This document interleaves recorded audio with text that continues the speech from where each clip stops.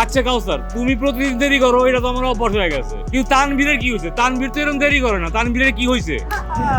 আরে বড়, তোমার আমাকে বদনাম করতেছিলেন না? না না, তোমার আচ্ছা নামে শুন, বদনাম। আমার একটা মাথায় আজকে একটা জিনিস আসছে বুঝছো, পেটের মধ্যে কাবাব কাবাব কাবাব কাবাব করতেছে। কাবাবটা কই খেতে পারি বলেন তো? কাবাব খাইলে তো বিহারিতে কাবাব খাইতে হবে। একটা হচ্ছে যে আপনার মোহাম্মদপুরে আর একটা হচ্ছে মিরপুরে, দুই জায়গাতেই কিন্তু বিহারিরাই বানায়। মিরপুরে ভালো, মিরপুর কাছে হবে।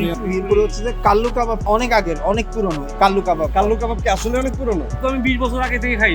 তাই? হ্যাঁ, 20 বছর ধরে কালো কাবাব খাই আমি। আর চলেন আজকে তাহলে আমরা খাওয়া চলো যাই, চলো কালো কাবাব খাই। চলেন আজকে চলো, দেখি চলো। কাল্লু কাবাবটা কেটে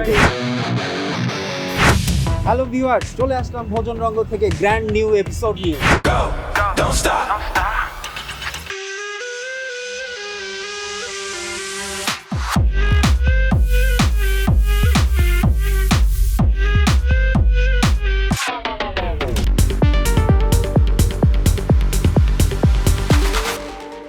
আজকে আমরা আসছি মিরপুরের ঐতিহ্যবাহী কাল্লু কাবাব ঘরে, মিরপুরের কাল্লু কাবাব ঘর।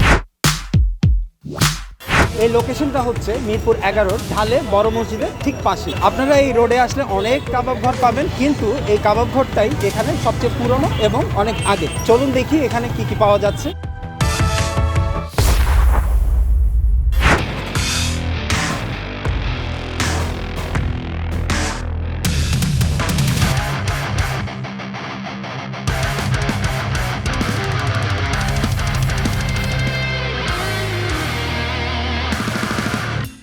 আর দেখেন ভাই, এটা হচ্ছে আমরা বিফ চাপ, আমরা দুটো বিফ চাপ নিচ্ছি, আবার একটা চিকেন চাপ নিচ্ছি।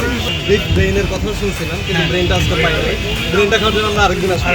বেশিক্ষণ ওয়েট করা যাচ্ছে না। চিকেন দিয়ে শুরু করি। না, আমার তো এখনই ওয়েট করতেছে। Chicken দিয়ে শুরু করি, কারণ কি beef- লুচিটা দিয়ে ট্রাই করবো। আমি যদি ছাড়াই ট্রাই করি। ওয়াও, লুচিটা কিন্তু মজা হ্যাঁ, লাগছে। এই হচ্ছে ছিঁড়ে যাচ্ছে, ছিঁড়ে যাচ্ছে। দেখছেন কি সফট? হ্যাঁ, একদম নরম। জিঞ্জার জিঞ্জার আদার একটা টেস্ট পাচ্ছি যেগুলো তেলের কথাগুলো লাভ নেই, কাবাবের তেল তো থাকবে। আর টাইপের। দেখছেন মাংসটা খুলে যাচ্ছে না, আমি আপনাকে হ্যাঁ। একটু নিয়ে খাই। হ্যাঁ, এই যে মহব্বতের ব্যাপার তো, টান- তাই না? নিজেরা নিজেরা নিজে টান দিলেই চলে আসছে, এটাই তো মহব্বত। এটাই তো মহব্বত। তাহলে এবার একটু বিফটা ট্রাই করি। ভালো সাথে বিফটা কিন্তু আমার কম্পারেটিভলি এটার চেয়ে অনেক বেশি ভালো লাগছে। এটাও ভালো, বাট বিফটা বেশি ভালো। সসটা একটু লুচি দিয়ে ট্রাই করি। আমি কিন্তু আবার প্রায় সময় বিভিন্ন জায়গায় যখন যাই লুচি দিয়ে সস ট্রাই করি। পরোটা দিয়েও কিন্তু রুটি দিয়েও খাওয়া যায়। সস দিয়ে খাওয়া যায়।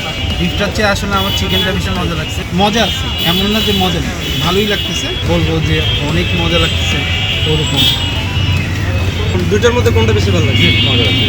আমারও বিফটা বেশি ভালো লাগছে।